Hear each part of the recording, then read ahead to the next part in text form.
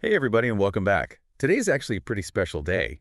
It's National Education Day in India. Oh, wow. Yeah, it's a day to celebrate the legacy of Maulana Abul Kalam Azad. He was really a champion for education. Yeah. And I think a lot of people hear that and they're like, more education, always a good thing, right? You would think so. But that's actually where this deep dive is going to get really interesting Oh, because we're taking a look at a report all about making schools in India not just accessible, but safe, which actually ties directly back to Azad's vision for education.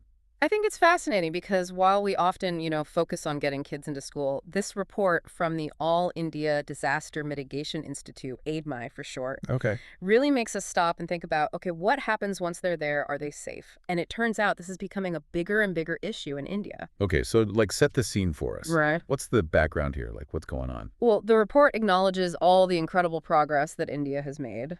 You think about the Right to Education Act from 2009. It guarantees free and compulsory education for all children between 6 and 14. Yeah. And then there's all these increased government commitments to funding education. But Uh-huh.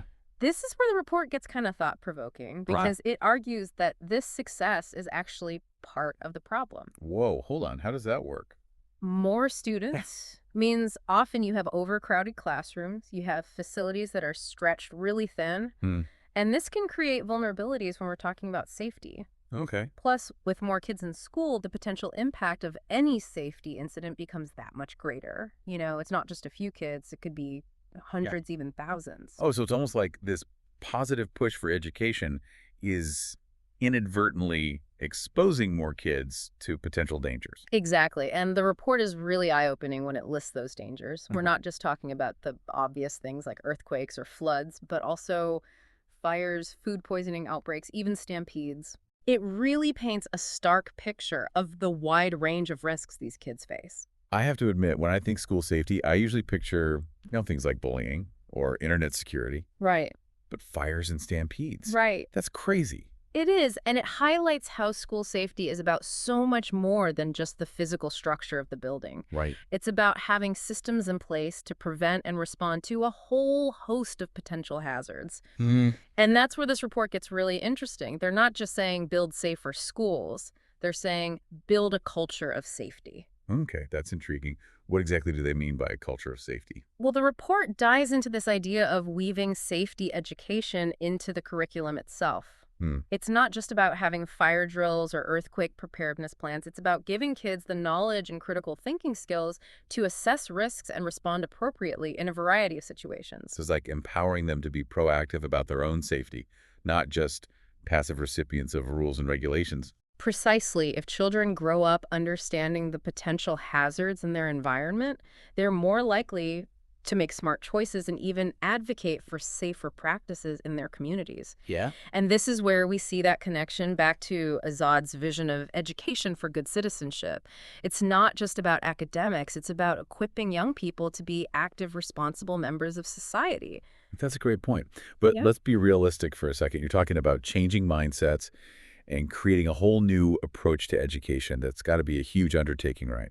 Absolutely. And the report doesn't shy away from the complexity of it all. In fact, it calls out a whole network of stakeholders who need to be involved. You have local communities, government authorities, school management, different ministries, teachers. Wow. Even the private sector has a role to play. That's a lot of moving parts, honestly. It makes me wonder, how do you even begin to coordinate something like that?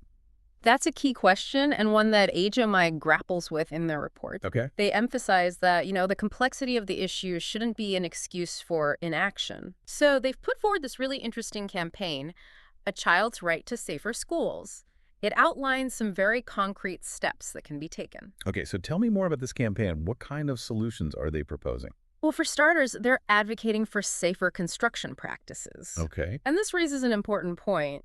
With the rapid growth of education in India, are some buildings being built too quickly? Maybe cutting corners to meet the demand? That's a really good question, and I'm guessing that ties into their next point. They emphasize the need for locally tailored safety procedures. Right.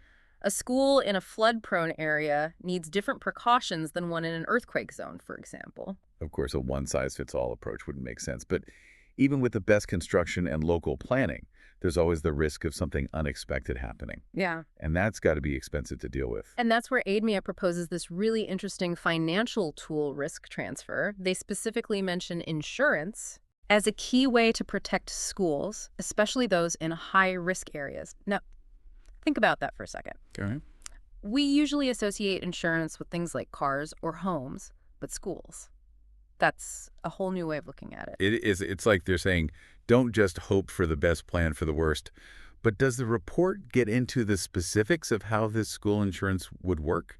Like, are we talking about protecting the building itself or the kids, or both? That's where it gets even more interesting. They actually suggest different types of coverage that would be relevant for schools depending on the local risks. There's liability insurance to protect the school from lawsuits, property damage coverage to rebuild after a disaster, and even disaster-specific policies to cover things like flooding or earthquakes. It's a really comprehensive approach to managing the financial risks associated with school safety. So it's not just about building a safe school, it's about building a financially resilient one, too. Right. That makes a lot of sense. Right. But who's footing the bill for all of this? Well, the report calls for this multi-pronged approach. Okay. Government funding is obviously crucial. Yeah. But they also suggest exploring public-private partnerships and even tapping into community resources. It's about recognizing that everyone has a stake in creating safe learning environments for children. Right. And therefore, everyone needs to contribute in some way.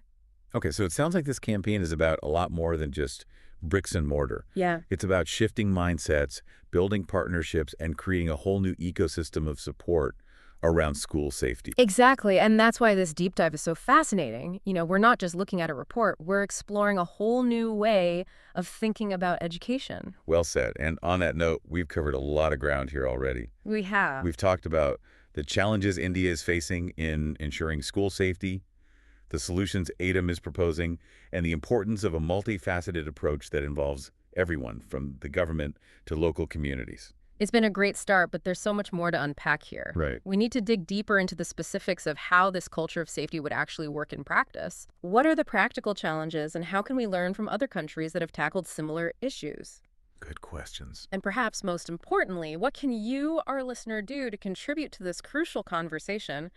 We'll explore all of that and more when we come back. All right. Sounds good. All right, so we're back and ready to dive even deeper into this whole idea of building a culture of safety in Indian schools. Yes. You know, before the break, we were talking about some pretty big picture ideas, Right. but I'm curious about like the nitty-gritty details.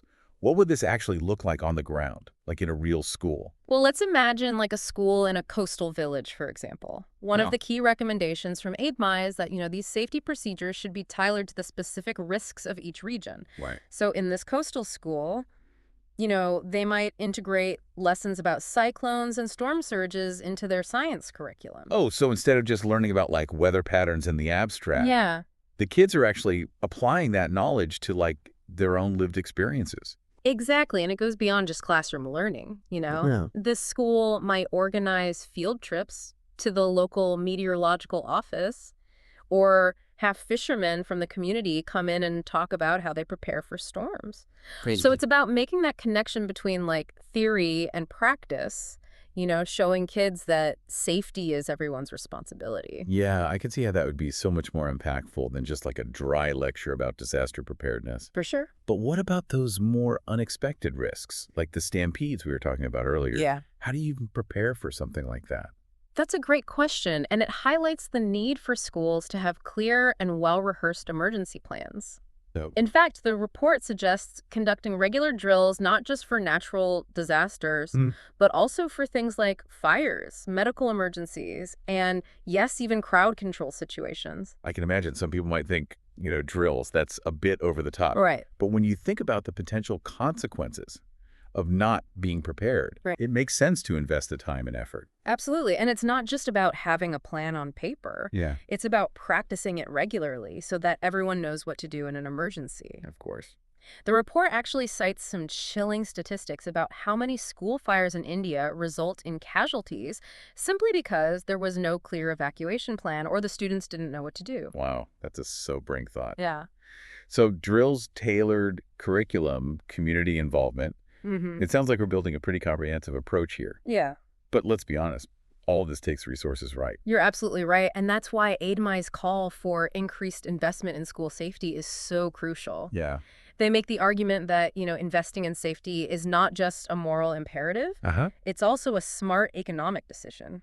Okay. Think about it. If a school has to close down for months after a disaster, Yeah. that disrupts the education of all those children, Right. which can have long-term consequences for their future earning potential and ultimately the national economy. Right. So it's like that saying, an ounce of prevention is worth a pound of cure. Exactly. Spending money on safety measures up front can save a lot more money and heartache down the line. Precisely. And it's not just about government funding. Okay. The report encourages exploring innovative financing mechanisms like public-private partnerships and even microinsurance schemes that could be tailored to the needs of individual schools. Microinsurance for schools. That's a new one for me. How would that even work? It's a fascinating concept that's gaining traction in a lot of developing countries. Basically, it involves offering small-scale, affordable insurance policies to low-income communities, Well, often through mobile technology or community-based organizations. yeah. So in the context of schools, it could mean providing coverage for specific risks like damage from floods or earthquakes at a price that's manageable for even the most resource-constrained schools. So it's about making insurance accessible to everyone, not just those who can afford the big comprehensive policies. Exactly. And it empowers schools to take ownership of their own safety and become more resilient in the face of potential risks. Okay, so we've talked about the curriculum, the drills, the financing. Right. What about the human element? Yeah. The report mentions the need for strong leadership in creating this culture of safety. What does that look like in practice? Well, it starts with school administrators who prioritize safety Right. and make it like a core part of their school's mission and values. Yeah. They're the ones who champion safety initiatives, allocate resources, and ensure that everyone in the school community understands their role in creating a safe environment. So it's not just about ticking boxes and following regulations. Yeah. It's about having a leader who really believes in the importance of safety and inspires others to take it seriously. Absolutely. And that leadership extends beyond just the school principal. Right. Like teachers play a critical role in modeling safe behaviors, incorporating safety lessons into their teaching, and being vigilant about potential hazards in the classroom and on school grounds. Makes sense. Teachers are on the front lines. Yeah. So they're in a great position to spot problems and intervene early on. For sure. But what about the parents? Where do they fit into all of this? That's another crucial piece of the puzzle. The report emphasizes the importance of engaging parents as partners in school safety. Okay. This could involve inviting parents to participate in safety audits, organizing workshops on disaster preparedness, or even forming parent-led safety committees. So it's about recognizing that parents have a vested interest in their children's safety Right. and tapping into their knowledge and expertise. Precisely, parents often have valuable insights into the local community and can play a key role in advocating for safer practices both within the school and in the wider neighborhood. This whole idea of community involvement is really resonating with me. Yeah. It's like the report is saying that school safety isn't just an internal matter. Right. It's something that needs to be embedded in the fabric of the entire community.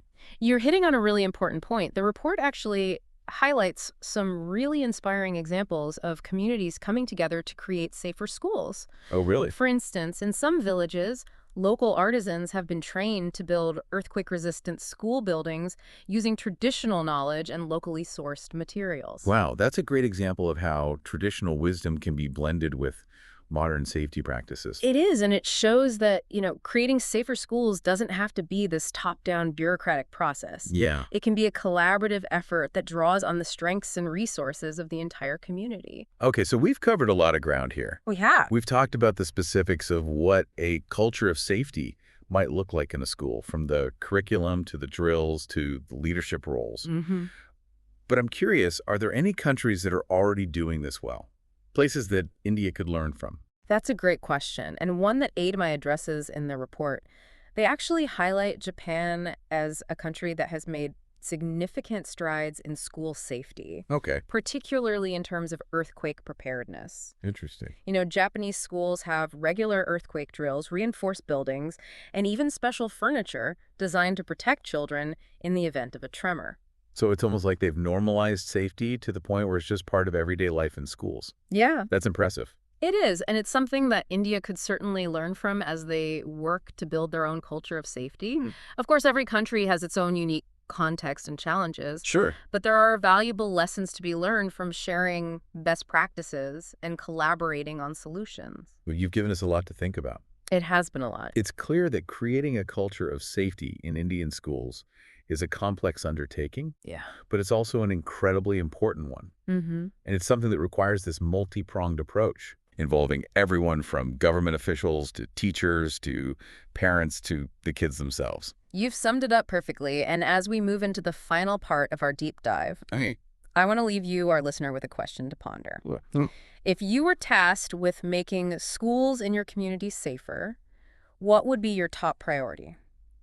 Think about it as we took a quick pause. We'll be back soon to explore some final thoughts and tie everything together. Okay, so we're back, and I've been thinking about that question you asked. Yeah. About what my top priority would be for making schools safer. And honestly, it's tough to choose just one. Right. But I keep coming back to that idea of a culture of safety. Like, you can have the best buildings and plans in the world, Yeah. but if people aren't really engaged and thinking about safety, it just won't be as effective. I agree completely. It's about going beyond just checking off boxes, Right. and creating an environment where everyone feels comfortable speaking up and taking action to prevent, accidents and things. Yeah. And the report from Aid Maya makes it clear that this isn't just about protecting kids from physical harm. It's about the whole learning environment. Right. If they're constantly worried about their safety, they can't focus on academics. Exactly. When children feel safe and secure, they're more likely to be engaged and, develop those healthy relationships and really reach their full potential. Yeah. And speaking of well-being, the report actually touches on something that I thought was really interesting. It's the impact of disasters on kids' mental health. Oh, yeah. It's not just the immediate trauma of the event itself. It's like the long-term effects, Yeah, absolutely. displacement loss, disruption to their education. That's a crucial point, and one that I think is often overlooked. Yeah. The report cites studies that show children who experience disasters have a higher risk of anxiety, depression, PTSD. Wow. And these impacts can really linger if they don't receive proper support. So it's not just about preventing physical injuries, it's their mental and emotional well-being too. Right. It's about stability and resilience. And that's where these safety programs can make such a difference. Like, if a school has a clear plan, they've practiced drills, it can reduce anxiety and fear during a crisis. Exactly. And not just for the students, but for the teachers and staff, too. Yeah, it's like even if you never have to use the safety net, just knowing it's there can give everyone peace of mind. And this sense of security can really benefit the whole community. Oh, how so? Well, if parents know that their kids are safe at school, they're less likely to be stressed themselves. That makes sense. Which can improve their own productivity and well-being, too. Wow. It's amazing how interconnected all of this is. We started talking about making schools in India safer, but now we're seeing how it affects families, communities, even the economy. It really does, and it brings us back to our question from before, are there lessons here for other countries? I think the answer is yes. Yeah. The specific risks might be different depending on where you are in the world. Of course. But this need for safe and nurturing learning environments, that's universal. I couldn't agree more. Every child, everywhere, deserves to go to school without being afraid. And it's up to all of us, educators, policymakers, parents, everyone, to make that happen. Well said. And as we wrap up, I want to leave our listeners with one final thought. Sure, we've talked about the what and the how of school safety, but it really comes down to the why. Why does this matter? Well, I think it matters because education is the foundation for everything, is the key to opportunity.